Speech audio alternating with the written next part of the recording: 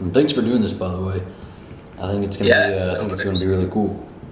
Okay, so I met you when I was like what, 11, 12. We were young. We lived next to each other. Um, Yeah, yeah, and I don't know. We weren't like good friends, but I felt like we hung out a couple times. Um, yeah. it's pretty interesting that around that time I was going through my own sort of thing. Like I didn't really think I was gay, but I thought that I knew I was into dudes, but I didn't. I told myself I wasn't gay because I wanted a wife. Um, Right. and so at the same time, like say 11, 12, what were you? What was your mindset? Where were you at? Yeah, so when people say like, when did you know you were trans and things like that, I didn't realize that being trans was even an option until like later in high school. So when I was a kid, I didn't know that I was trans because I just thought that I was a boy. Yeah. Like I remember preschool. All my crushes were girls, and I played with boy toys and I wore boy clothes. But middle school, so around when we met, is when that started to not be okay. Yeah. And it was time to, be a girl and wear the right clothes and do the right thing and whatever. And I tried really hard to do that and was really not good at it and really hated it. But that was so like what I was supposed to be doing that I felt really stuck and knew that it wasn't right, but didn't have the words to say this is wrong. When you actually did start transitioning, people who you knew before your transition, did you find that it was harder for them to change pronouns or? Yeah, so for some people, it was really, really hard. And I don't think, like looking back, obviously it was really frustrating at the time because I just wanted people to get it. Yeah. But looking back, I don't think they had any bad intentions. I think that it was completely out of habit. And so it took a little bit. There were a few people who never got it, and that's because they didn't want to. And those people are long gone for the better. Talk me through a little bit. The moment you decided, okay, well, I'm not a girl. I want to be a boy, so I'm going to go ahead and start making this transition. So I didn't know being trans was a thing until my freshman year of high school. Okay. This girl I sat next to was like, hey, my dad is dating this girl, and like her daughter's a lesbian, and you two should be friends. And I was like, of course, because all lesbians know each other. And so we became friends, and all of a sudden she like fell off the face of the earth. And the next time I heard from her, she was like, I'm trans, and this is my name. Mind you, we were like freshmen in high school, so this was crazy. Wow. And as soon as he said that, I was like, holy shit, that's me. Yeah. And then he introduced me to this other girl, and so the three of us were friends. And then she disappeared, and then when she came back, she was like, I'm trans too. And I was like, fuck. I'm like, okay, for sure, I know that I'm trans and this is a thing, and like, this is a possibility. So I went the rest of high school just being gay, and I was really good at it. I was a great stereotypical lesbian. And like, I fit every stereotype. I played softball, I wore flannel, I like cats. Like, I was a perfect stereotype, but I knew that it wasn't right. And so I came to college, dating a girl still back at high school. And I remember having conversations with her, like, and I remember these conversations in high school too, of being like, I feel like I'm supposed to be a boy, and like, I didn't have the language. I was like, I feel like inside I'm a boy, and like, I don't know what that means, and like, I feel stupid and weird, but I feel like there's a boy inside me, and people would be like, that's so like, what are you talking about? Nobody understood what that meant. And I came to college, I started working at the LGBTQA center, and like, met a whole bunch of trans people. Vermont is like a super liberal queer paradise. and met all these trans people and like watched them transition and started watching videos on YouTube, and I had a blog and like started following other people's blogs, and I was like getting to a point where I like didn't have a choice anymore. Like I either had to transition or I couldn't live anymore. So I told my girlfriend at the time, and I was like, I figured out what this is and what this means, and like I think I'm gonna do it. And she freaked out, she lost her mind, and it scared me, so I didn't do anything. And then for better, we broke up. So in school ended in May, I texted my roommate when we got back home, and I was like, I know we just got home and we agreed that we would live together next year, and I know it's a couple months away, but like I'm trans and I'm gonna do this, and I don't know what else to tell you. Like, you're the first person I'm telling besides the internet.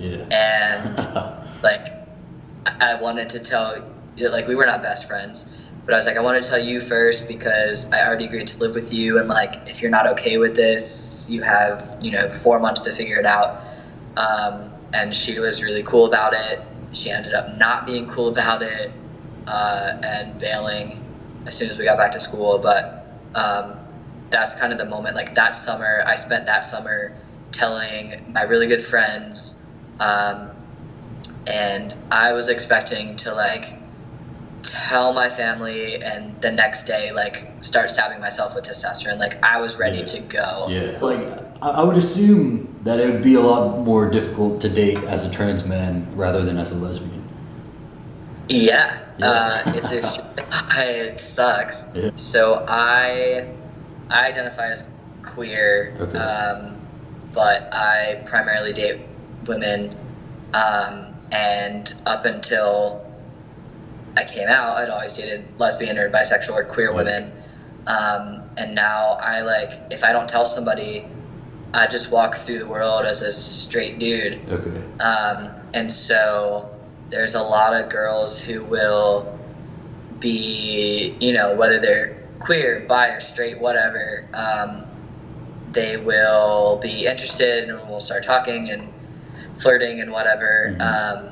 And the second they find out, it's over. I either never hear from them again, or they're, they're freaked out, or I usually just never hear from them again and they run away.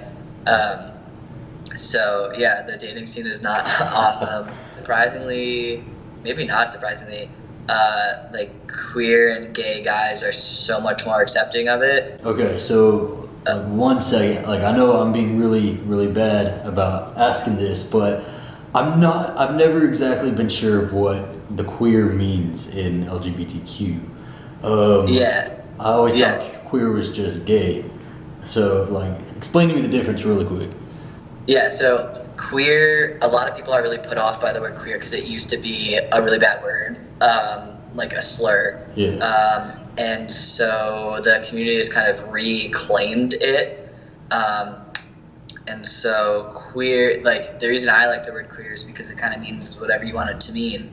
I use it because I used to be a lesbian, and like that was a really important part of my life. And now I'm like hetero flexible. Like I find men super attractive, but like not sexually attractive. But like I appreciate a good looking dude. Like dudes are hot. Everybody's hot.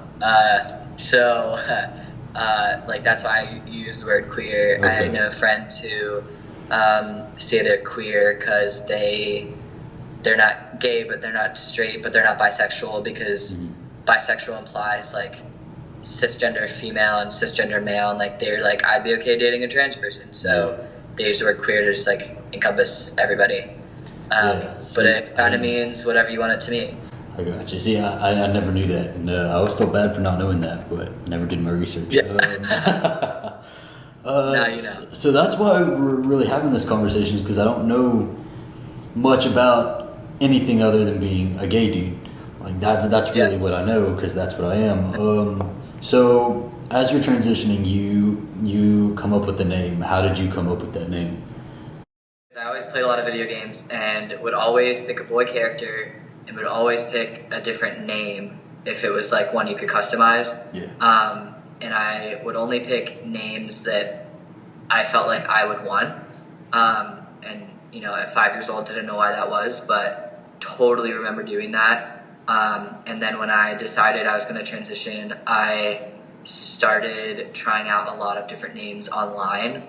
So like I have a blog, and I was on Twitter, and I mostly did it on my blog where there weren't people that I knew in real life. Like I had a ton of people who followed me and like I interacted with, but I didn't know them in real life. And so I would try names there. I would like still do the video game thing, would make characters with names and like try it out. If I called an order to pizza, it'd be like an order for Mike, or like I'd meet a guy downtown and be like, hey, my name is Matt. And I would just like, I just kept trying things on and narrowed it down to a couple names, and Ben just felt right.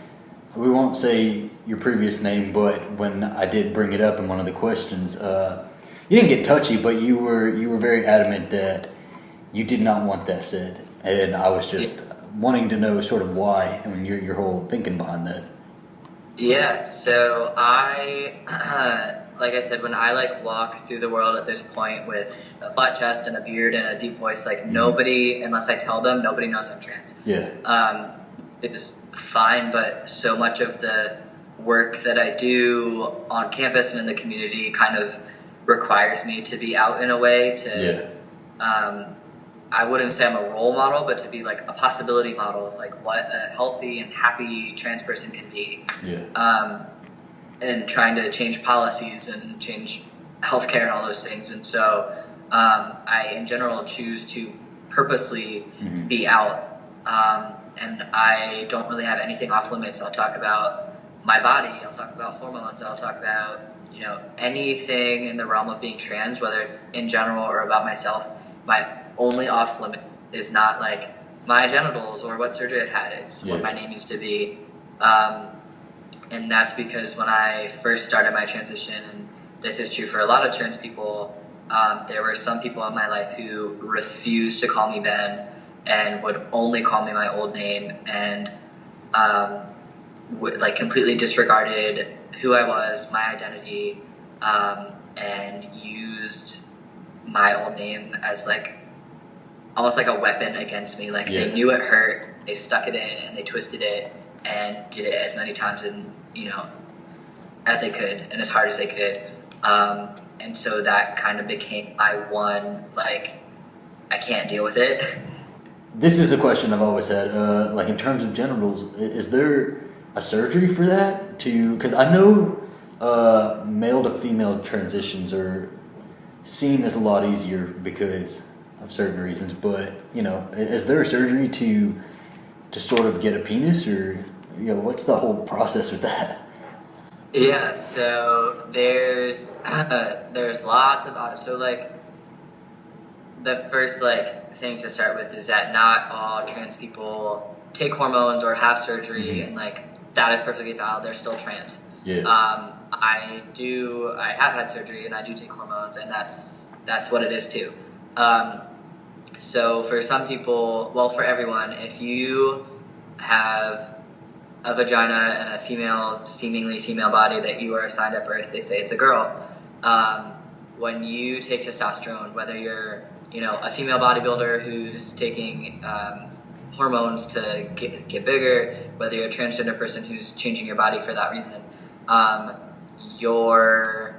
some people don't like that, your like clitoris enlarges. Okay. So you don't like sprout a penis overnight, but it's different for everybody. Like I know people who have gotten over an inch, which technically in the medical world classifies you as like having a micro penis. So there's people who are that big. There's people who have no growth at all. There's different methods to make it bigger. There's creams you can use. There's all kinds of things to like make what you have bigger. Okay. There's a surgery called metoidoplasty, which after what you have grows, there's a tendon that runs through there that they cut that releases it, so it makes it a little bit longer and free hanging from your body. They can do, for any type of bottom surgery, they can do a vaginectomy, which means a removal and closing of the vagina. Okay. Which some people end up with like a vagina and a penis, and like you can kind of pick and choose. It's like Mr. Potato Head with a penis. Like choose your own adventure, dick. You can pick whatever you want. So there's metoidoplasty, which basically works with what you have. Then there's another surgery called a phalloplasty, where they take skin and tendons and nerves and blood supply from either your forearm, your leg, your butt, or your lats. Okay. And they create a full-size penis that you can either get an inflatable put in, you can get a pump put in, or you can get a rod put in it. Bottom surgery, I have considered it. It also is not covered by insurance and can be upwards of $250,000. Damn. And it's also super dangerous. There's a ton of health risks and financial risks, and you have to travel, and there's only like 3 people who do it. So all those factors considered, I could barely afford top surgery, so I have not pursued that. And don't know if I will, but it's definitely an option, and a lot of people choose to. Like I said, I didn't really know much about this.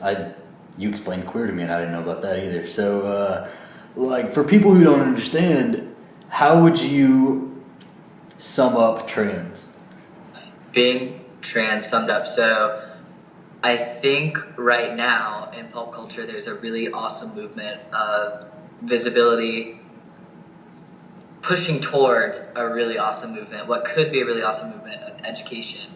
And so I think kind of the soundbite that being transgender has been pared down to is being born in the wrong body. Mm-hmm. And I think that's catchy, and I think it's easy, and I think people can kind of wrap their heads around that. Okay. But that narrative is not true for all trans people. Some people don't feel that way at all, and some people absolutely feel that way. For me, being trans is a little bit in the middle of that. For me, being trans is just an absolute, utter, unshakable self-awareness that my soul, my consciousness, my whole being is male. And I used to really, really, really buy into the born in the wrong body, not movement, but pop culture definition. Yeah. And for a long time felt that way. But after having top surgery and having so much of my dysphoria about my body relieved, I kind of feel like my body is not wrong for me. Like I'm male, so this is a male body. Yeah. What a male body can be and will be, and like this is my new normal. This is my status quo. So my body, I'm not in the wrong body for me, but the way that people and society view my body and what it should be and what it is, that's what's wrong for me. Are the expectations and the miscommunications about what my body is or should be.